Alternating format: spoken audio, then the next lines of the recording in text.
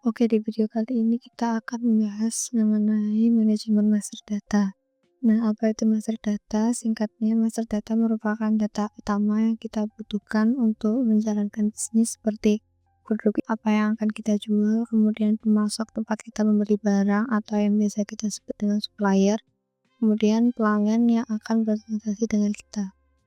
Nah, di video ini kita akan membahas mengenai bagaimana cara menambahkan produk atau item yang akan kita jual di sistem ERP Next. Oke, langsung aja kita ke modul stock. Kemudian kita klik item. Nah, untuk cara menambahkannya cukup mudah, yaitu dengan cara klik add item di bagian sini, kemudian edit full form. Dari bagian item code ini merupakan kode barang yang ada di dalam bisnis kita. Kemudian item name-nya adalah nama barang. Kita misalkan semen abu-abu. Kemudian untuk item group, itu merupakan kategori atau kelompok untuk mengelompokkan item berdasarkan jenisnya. Nah, di sini ada contohnya, misal ada bahan amplas, kemudian bahan semen, kemudian cat besi. Nah, di sini juga bisa kita tambahkan dengan cara create a new item group. Nah, untuk misal kita pilih bahan semen, kemudian untuk default unit of measure ini merupakan satuan dari produk kita. Nah, di sini juga bisa kita tambahkan dengan cara klik create a new UON.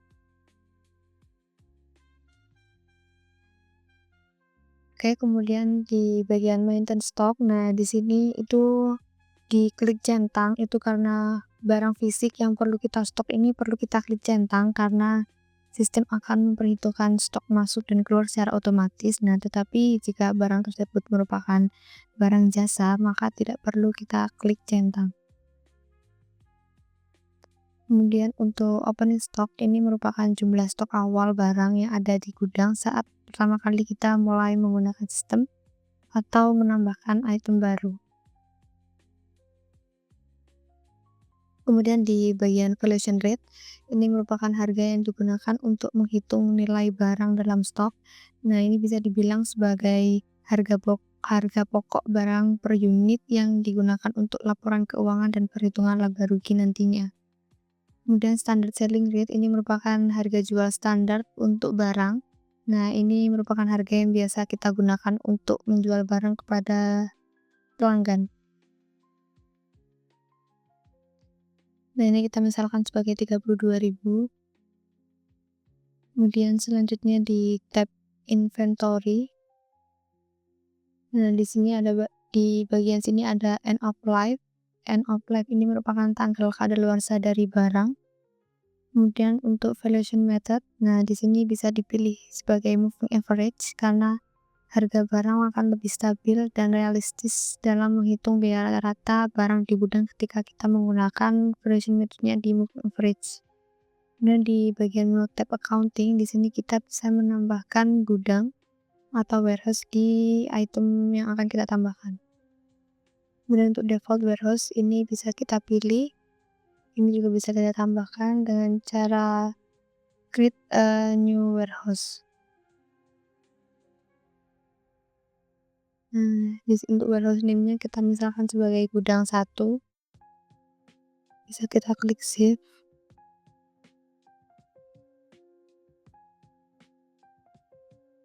Kemudian untuk mengatur barang untuk masuk ke dalam COA, ini bisa kita klik edit di bagian sini. Kemudian untuk default income account-nya kita pilih penjualan PRA.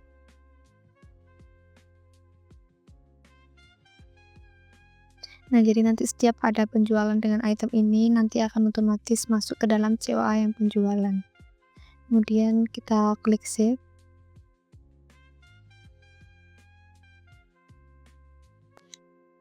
Kemudian item semen abu-abu sudah tercreate di sistem ERP Next. Kemudian di sistem ERP Next kita juga bisa melakukan input data melalui import data, jadi tidak perlu menambah data secara manual satu persatu.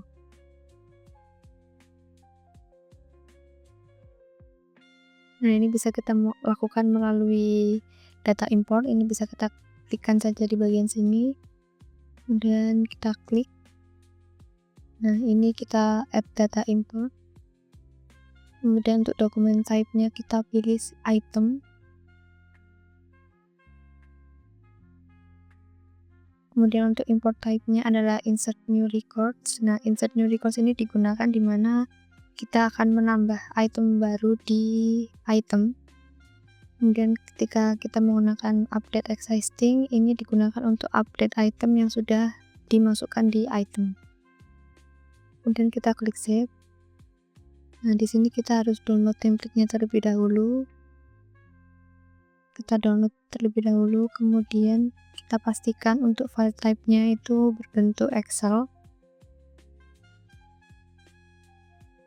Kemudian untuk select-nya kita pilih yang select all, dan kita klik export.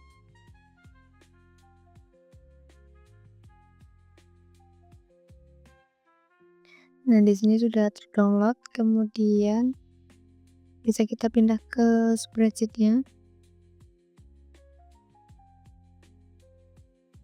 Nah, di sini saya sudah mempunyai template-nya yang sudah saya isi seperti ini. Nah, ini merupakan produk-produk yang akan kita import di sistem ERP Next. Nah, di sini ada item code, kemudian ada item group, kemudian ada default unit of measure-nya. Ini kita misalkan ada kaleng, kemudian ada lembar juga. Kemudian jangan lupa untuk menambahkan default warehouse-nya di bagian gudang 1. Oke, jika sudah, kita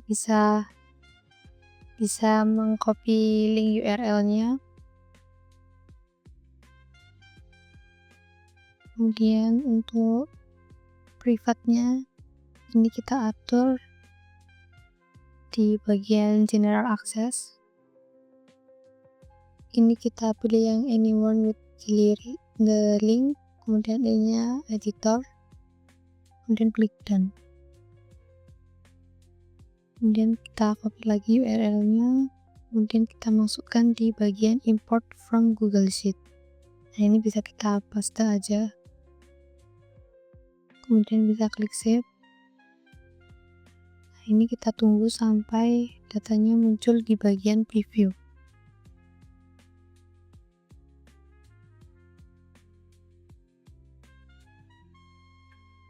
Nah, di sini datanya sudah tampil di bagian preview, jadi di sini datanya sudah masuk. Kemudian bisa kita mulai untuk start import dengan klik start import.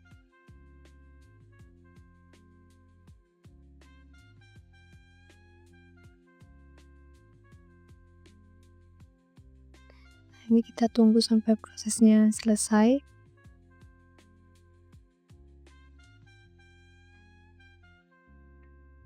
Kemudian kita juga bisa mengeceknya dengan buka ERP di tab lain.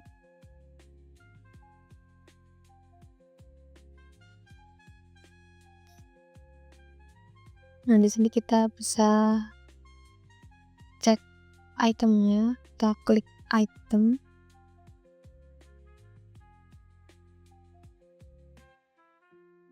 Nah, di sini item yang ada di spreadsheet tadi sudah masuk di sistem ERP Next. Nah, di sini cukup mudah untuk menambahkan item dengan import data, jadi kita tidak perlu menambahkan item secara manual satu persatu di add item. Oke, sekian video kali ini. Terima kasih.